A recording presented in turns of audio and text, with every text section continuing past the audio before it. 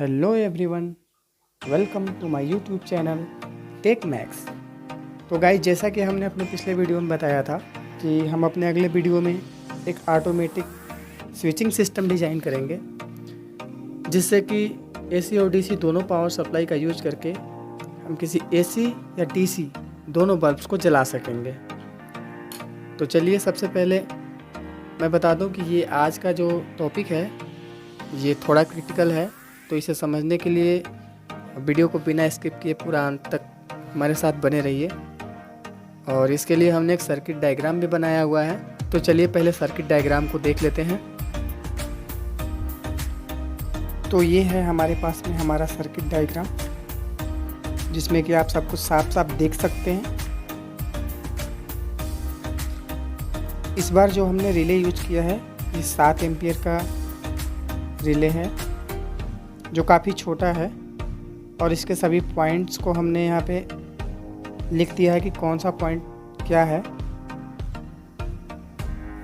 और चलिए एक बार रिले को रख करके भी हम देख लेते हैं। अगर आपके पास भी ये रिले है और आप ये सर्किट बनाना चाहते हैं तो रिले के पॉइंट्स को समझने के लिए कुछ नहीं करना, बस रिले को सर्किट के साथ ही प्लेस कर देना है। आप देख सकते हैं कि हमने बिल्कुल सर्किट को वैसे ही प्लेस किया है जैसे कि डायग्राम में बना हुआ है। और ये भी एक इलेक्ट्रोमैग्नेटिक रिले ही है,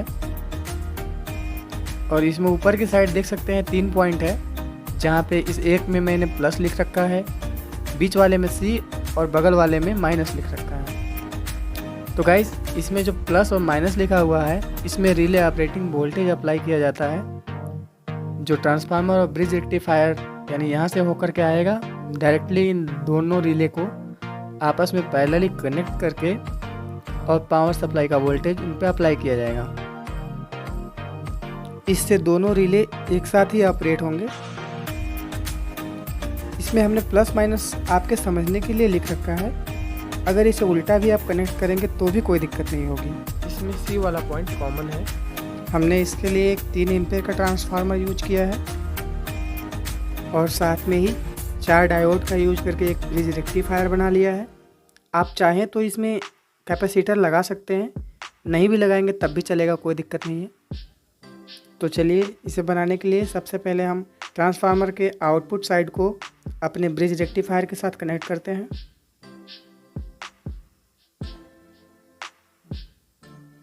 तो आप देख सकते हैं हमने ब्रिज रेक्टिफायर में ट्रांसफार्मर के आउटपुट साइड के दोनों वायर को सोल्ड कर लिया है। अब चलिए इस ब्रिज रेक्टिफायर के आउटपुट साइड में 2 वायर लगाते हैं और उसे रिले के साथ कनेक्ट करेंगे। तो आप देख सकते हैं हमने ब्रिज रेक्टिफायर में भी आउटपुट साइड में दोनों वायर्स को सोल्ड कर लिया है। तो चलिए अब हम दोनों रिले के जो कॉइल वाले साइड हैं उनको आपस में पैरेलली कनेक्ट कर देते हैं। सो गाइस, ये देखिए हमने रिले को पैरेलली कनेक्ट कर लिया है कुछ इस तरह से। तो अब हम इसे ब्रिज रेक्टिफायर के आउटपुट साइड से जोड़ देंगे। तो ये देखिए कुछ इस तरह से हमने इसे रेक्टिफायर से जोड़ दिया है। और अब हम दोनों रिले के कॉमन पॉइंट से इस एलईडी के दोनों वायर्स को जोड़ देंगे कुछ इस तरह से। देखिए, तो ये देखिए कुछ इस तरह से हमने एक रिले के कॉमन से रेड वायर को जोड़ दिया और दूसरे रिले के कॉमन से ब्लैक वायर को जोड़ दिया है। तो गाइस, चलिए हम एक बार फिर से सर्किट डायग्राम पे चलते हैं। उसमें सबसे पहले हमने एक डीसी टू एसी कन्वर्टर का यूज किया है, जो ये रहा। आप देख सकते हैं इसके इनपुट साइड में हमने पावर सप्लाई लगा लिया है, और इसके आउटपुट साइड को हम रिले से कनेक्ट करेंगे। जैसा कि आप सर्किट डायग्राम में देख सकते हैं कि कन्वर्टर से होकर के जो आउटपुट गया है वो दोनों ही रिले के एनसी पॉइंट से लगा हुआ है। सो गाइस, आप देख सकते हैं हमने कन्वर्टर के आउटपुट साइड के दोनों वायर्स को इन दोनों रिले के एनसी पॉइंट से जोड़ दिया है। और गाइस, मैं बता दूं कि अगर आप चाहें तो इसे बारी बारी से मैनुअली कनेक्ट करके भी चला सकते हैं, उसमें भी कोई दिक्कत नहीं होगा, लेकिन इसमें मैनुअली बार बार चेंज करना पड़ेगा। और इस सिस्टम को लगा लेने के बाद ये ऑटोमेटिकली अपने आप चेंज होता रहेगा। अब जो हमारे रिले के एनो पॉइंट खाली बच गए हैं उसमें हम एसी मेंस को डायरेक्टली कनेक्ट कर देंगे कुछ इस तरह से। सो गाइस, ये देखिए हमने एसी इनके दोनों ही वायर्स को रिले के NO पॉइंट से जोड़ दिया है, दोनों ही रिले के। कुछ इस तरह से ये सर्किट थोड़ा ज़्यादा ही कम्प्लेक्स हो रहा है, पर हम आपको सिखाने के लिए सिर्फ ये दिखा रहे हैं। तो अभी सारे पॉइंट्स अभी खुले हैं। इसे प्रॉपरली हम सोल्ड कर करके इसमें टैपिंग कर लेंगे जब हमें इसे यूज करना होगा तो। सो गाइस, AC मेंस को भी हमने कनेक्ट कर लिया है और मेरा कन्वर्टर ऑन है। DC सप्लाई हमने ऑन कर लिया है और आप देख सकते हैं कि अभी बल्ब जल रहा है। जो हमारी LED है वो अभी ग्लो हो रही है। तो चलिए अब हम क्या करेंगे कि अपने AC सप्लाई को ऑन करेंगे और देखेंगे क्या होता है। तो ये देखिए, जैसे ही हमने AC सप्लाई ऑन किया, ये हमारा LED AC पे हो गया। ये देखिए, जैसे ही AC सप्लाई ऑन कर रहा हूँ, इसका लाइट थोड़ा तेज़ हो रहा है, इससे आप समझ सकते हैं। और आप ध्यान से सुनेंगे तो सुनाई भी देगा। ये रिले जब चेंज करता है तो एक आवाज़ आती है इससे, ये देखिएगा, ये देखिए। तो देखिए अभी हमने बंद किया, ये DC से चल रहा है। जैसे ही ऑन करूँगा, जैसे ही पावर सप्लाई आएगी, ये AC पे हो जाएगा और वही LED चलती रहेगी। और गाइज आप देखिए, जब पावर सप्लाई आ गई हमारे पास तो ये AC से जलने लग गया, फिर भी हमारा DC पावर सिस्टम ऑन है। तो इसे ऑटोमेटिकली ऑफ़ करने के लिए हमने एक वीडियो पहले ही बना रखा है, आप चाहें तो उसे देख सकते हैं, जिससे कि पावर आ जाने पर ये जो अभी कन्वर्टर चालू है ये अपने आप ही बंद हो जाएगा। और इस कन्वर्टर का यूज़ करके आप इस तरह के 7 से 8 बल्ब या 10 बल्ब भी जला सकते हैं, यानी कि पूरे घर का लाइट ये सिस्टम लगा करके एक ही कन्वर्टर से जला सकते हैं। लाइट आएगी तब भी वही LED जलेगी और लाइट कट जाने पर बैटरी से भी वही LED जलेगी। सो गाइज, अभी तक हमने ये देख लिया कि दोनों पावर सप्लाई का यूज करके हम AC बल्ब को कैसे जला सकते हैं। अब हम इस बल्ब को हटा करके DC बल्ब लगाएंगे यहाँ पर। तो इससे पहले हम देख लेते हैं सर्किट डायग्राम में हमें कि क्या क्या चेंज करना होगा। तो चलिए सर्किट डायग्राम को देख लेते हैं। तो गाइज ये देखिए, हमने यहाँ पे किया क्या है कि पहले तो हमने कन्वर्टर को रिमूव कर दिया है यहाँ से, और इसके बाद हमने क्या किया है कि ये जो AC 220 वोल्ट की पावर सप्लाई हमारे रिले के NO पॉइंट पर आती थी, उसे हटा करके हमने जो ब्रिज रेक्टिफायर से होकर के सप्लाई 12 वोल्ट की हमारी निकल रही है, उसे ही डायरेक्ट NO पॉइंट से जोड़ देंगे। और गैस क्योंकि यहाँ पर हमने अब DC बल्ब को जलाना है, तो ये ध्यान देना है कि पॉजिटिव नेगेटिव हमें पूरा शुरू से अंत तक ध्यान देना पड़ेगा, क्योंकि कहीं से भी उल्टा हुआ तो ये जलेगा नहीं।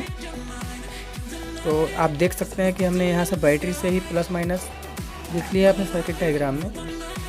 और एक रिले में दोनों साइड का प्लस पॉइंट होगा और वहाँ से आउट भी प्लस ही होगा, तथा दूसरे रिले में भी सेम दोनों पॉइंट पे माइनस होगा और वहाँ पे आउटपुट में भी हमें माइनस ही मिलेगा, और वो सीधे ही हमारे DC LED में आकर कनेक्ट हो जाएगा।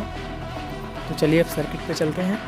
तो पहले हम इस कन्वर्टर को हटा लेते हैं और इस LED बल्ब को भी चेंज कर देते हैं कुछ ऐसे। ये देखिए, हमने AC बल्ब को हटा करके यहाँ पर DC 12 वोल्ट का LED लगा दिया है। ये देखिए, तो जिस रिले में हमारे बल्ब का नेगेटिव पॉइंट कनेक्ट हुआ है, ये देखिए, तो इस वायर में हम अपने DC पावर सप्लाई का नेगेटिव पॉइंट लगाएंगे कुछ ऐसे। देखिए, मैंने नेगेटिव पॉइंट जोड़ दिया, और जिस रिले में हमारे बल्ब का पॉजिटिव टर्मिनल लगा हुआ है, उस रिले के वायर में हम अपने DC पावर सप्लाई का प्लस वाला वायर जोड़ देंगे। और AC साइड का जो वायर हमारे रिले के NO पॉइंट पे जा रहा था, उसे हम पहले AC साइड से बाहर निकाल लेंगे। तो अब इसे हम क्या करेंगे कि अपने ब्रिज रेक्टिफायर के पॉजिटिव और नेगेटिव टर्मिनल से जोड़ देंगे। हमने ये देखिए यहाँ पर भी अपने वायर्स को लगा लिया है ब्रिज रेक्टिफायर से डायरेक्टली। तो अब हम मेंस को कनेक्ट करेंगे पहले। ये देखिए कनेक्ट हो गया है, और अब हम चला कर दिखाएंगे आपको। अभी ये हमारा AC मेंस बंद है और हम DC पावर सप्लाई को ऑन कर रहे हैं। तो देखिएगा क्या होता है।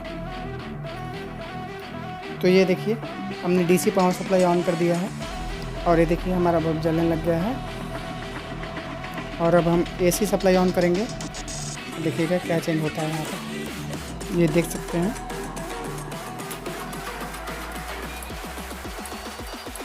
बहुत हल्का सा ब्लिंक हो रहा है, ये आवाज़ भी आप सुन सकते हैं जो रिले से आ रहा है। गाइज ये मैकेनिकल रिले है। इसके जगह पर अगर हम चाहें तो SSD रिले भी यूज कर सकते हैं, जिसे सॉलिड स्टेट डिवाइस कहते हैं। सेमीकंडक्टर्स पे पेस्ट होता है वो रिले। उसका जो स्विचिंग टाइम होता है वो काफ़ी कम होता है और उसके अंदर कोई मैकेनिकल पार्ट नहीं होता, कोई मूविंग कॉन्टैक्ट नहीं होता, तो उससे कोई साउंड भी नहीं आती। और गाइस मैं बता दूं कि मेरा जितना भी कंटेंट है यूट्यूब पर या आगे भी जो कंटेंट होगा वो सारा 100% रियल होगा। आप इसे बिल्कुल आसानी से डिज़ाइन कर सकते हैं, अपने घर पे भी बना सकते हैं। यहाँ पर कोई भी फेक कंटेंट नहीं दिया जाता है और आगे के लिए भी मेरा यही कमिटमेंट होगा। सो गाइस, मेरा वीडियो थोड़ा भी हेल्पफुल लगा हो तो प्लीज़ हमारे वीडियो को लाइक शेयर एंड सब्सक्राइब ज़रूर करें और बेल आइकन को भी ऑल पर सेट करें, जिससे हमारे अगले वीडियो का नोटिफिकेशन आपको मिल सके। तो गाइस फिर मिलेंगे हम अपने अगले वीडियो में, तब तक के लिए bye bye, take care and see you soon.